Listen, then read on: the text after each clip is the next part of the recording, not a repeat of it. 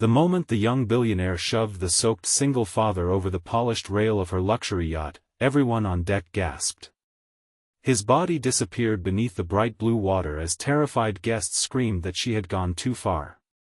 But 30 endless seconds later, the man broke the surface again, not empty-handed, not begging for help, but clutching a small black waterproof box against his chest. The instant the female CEO saw it, every trace of anger vanished from her face. Her knees nearly gave out because she recognized it immediately. It was the black box her father had vanished trying to protect 12 years earlier. The one the world believed had sunk forever. If you believe kindness, forgiveness, hope, and second chances can change lives, please take a moment to like this video, leave a comment, share it with someone you care about, and subscribe to our channel to become part of our community for more emotional journeys. The yacht drifted peacefully across the sparkling Atlantic under a brilliant afternoon sun while wealthy investors laughed over expensive lunches, unaware that the celebration marking the 10th anniversary of Halcyon Maritime Holdings was about to become the day that changed countless lives forever. At the center of the gathering stood Celeste Rowan, one of the youngest shipping CEOs in America. Business magazines admired her fearless leadership, competitors feared her relentless decisions, and employees respected her impossible standards. Yet behind the polished confidence lived a woman carrying a wound that had never healed. Her father, Gregory Rowan, had disappeared during an inspection voyage more than a decade earlier after his research vessel sank under mysterious circumstances. No body had ever been found. Neither had the black evidence case he reportedly carried moments before the accident. Without proof, investigators ruled the tragedy an unfortunate mechanical failure, but Celeste never stopped believing someone had hidden the truth. Among the catering staff working aboard the yacht was a quiet maintenance contractor named Everett Sloan. Most guests barely noticed him as he repaired equipment, cleaned decks, and checked safety gear while wearing faded work clothes that contrasted sharply with the luxury surrounding him.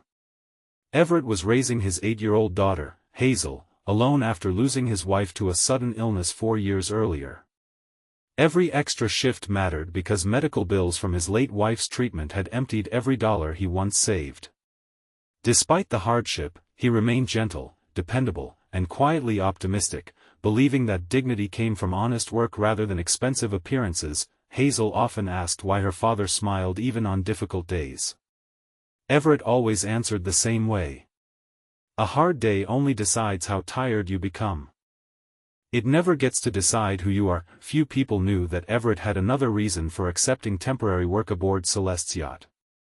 12 years earlier he had been a volunteer rescue diver assisting the search after Gregory Rowan's vessel disappeared. During one dive he noticed an unusual signal beneath a collapsed section of reef, but dangerous currents forced the mission to end before he could investigate further. The location haunted him for years.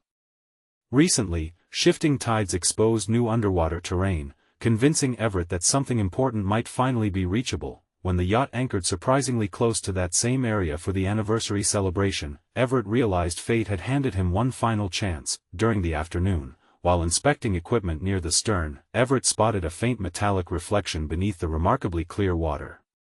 His pulse quickened. It came from exactly where his memory insisted the hidden object had rested. He quietly requested permission to make a brief dive after finishing his assignment, but Celeste misunderstood his intentions.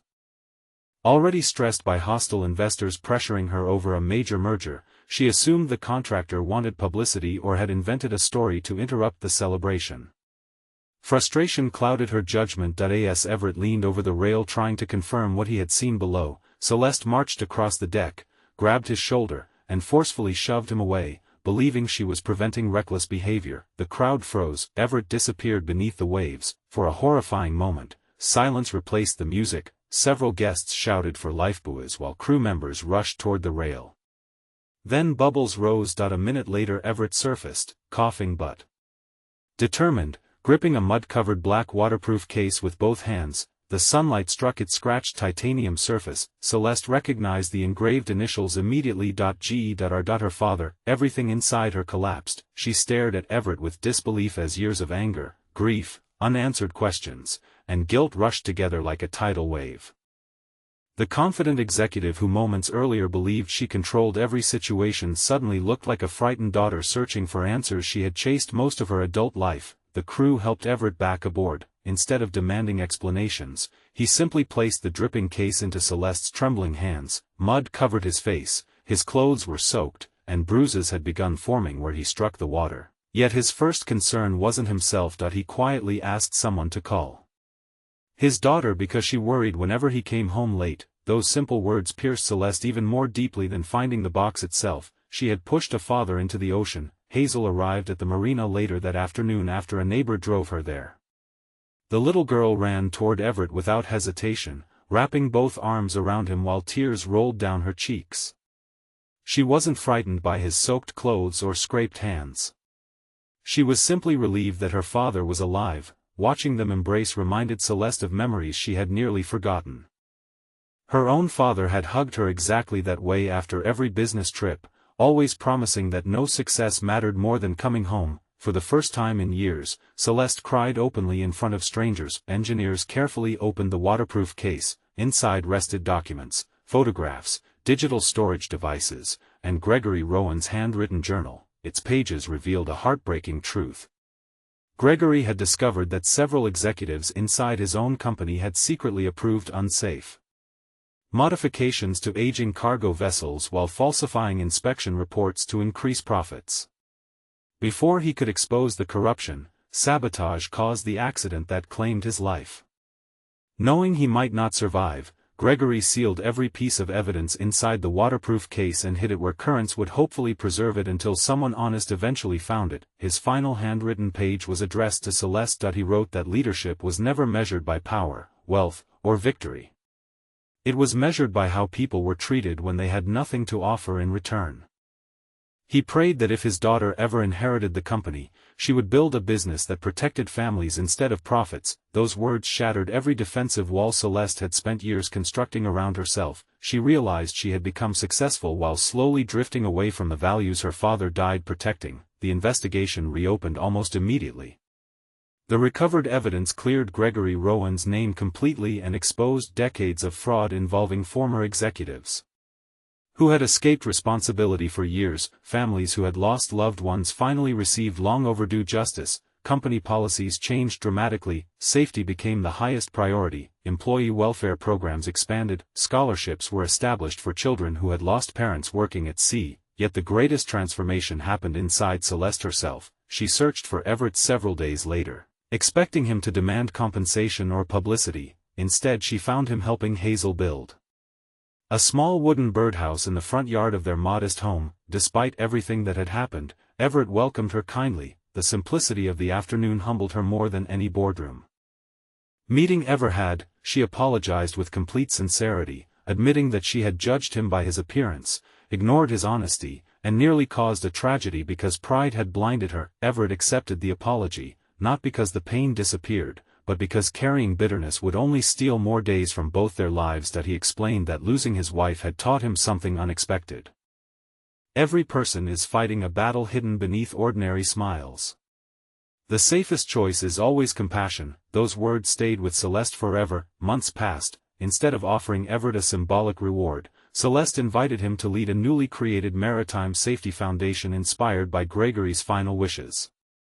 Everett hesitated at first, believing others were more qualified, but his integrity mattered more than titles. Under his leadership, rescue training expanded across dozens of coastal communities. Hazel became the foundation's youngest volunteer, organizing school fundraising events and encouraging children to appreciate the people who worked dangerous jobs protecting others at sea. The friendship between Celeste and the Sloan family slowly became something stronger than gratitude. They celebrated birthdays together, shared holidays, supported one another through difficult anniversaries. The loneliness each had carried for years gradually faded. Celeste discovered that success felt entirely different when shared with people who valued kindness over status. One bright afternoon, exactly a year after the unforgettable yacht incident, Halcyon Maritime gathered again aboard the same vessel. This time there were no extravagant speeches about profits. Instead, every employee from executives to deckhands stood together as Celeste unveiled a bronze memorial honoring Gregory Rowan and every worker whose courage had protected lives at sea. She publicly acknowledged Everett Sloan, not as the man she once pushed into the ocean, but as the man whose honesty rescued far more than a waterproof case. He had rescued a family's legacy, restored justice for countless victims, reunited a daughter with her father's final message, and reminded an entire company that character always outweighs appearances. Hazel stood proudly beside her father as applause echoed across the water. The afternoon sunlight shimmered over the calm sea, the same sea that had hidden the truth for 12 long years before finally giving it back to the people who needed it most. Before the ceremony ended, Celeste quietly placed Gregory's restored journal inside the company museum rather than her private office. She wanted every future employee to read its final lesson. Businesses could build ships, fortunes, and empires, but only compassion could build a legacy that survived generations. As everyone prepared to leave, Everett looked across the endless blue horizon without anger or regret. The ocean had once taken away hope, then unexpectedly returned it. Life often worked the same way. Sometimes our deepest losses quietly prepared the path toward our greatest purpose. Before this story comes to its close, we'd love to hear from you. Please leave a meaningful comment sharing what lesson touched your heart the most. Do you believe forgiveness is stronger than revenge, or do you think one act of kindness can truly change someone's future? If this story touched your heart, please like this video, leave a meaningful comment, share it with someone who needs hope today, and subscribe to our channel so you never miss another emotional journey. As the yacht sailed gently back toward the harbor beneath the warm afternoon sun, no one remembered the luxury, the speeches, or the expensive celebration. They remembered the moment a grieving daughter learned the truth, a humble single father chose forgiveness over resentment, and a little girl witnessed that genuine courage is not found in wealth or power but in compassion. Sometimes the greatest treasures are not hidden inside black boxes resting beneath the sea. They are hidden inside ordinary hearts willing to forgive, to help, and to believe that even after life's hardest storms, hope can still rise to the surface.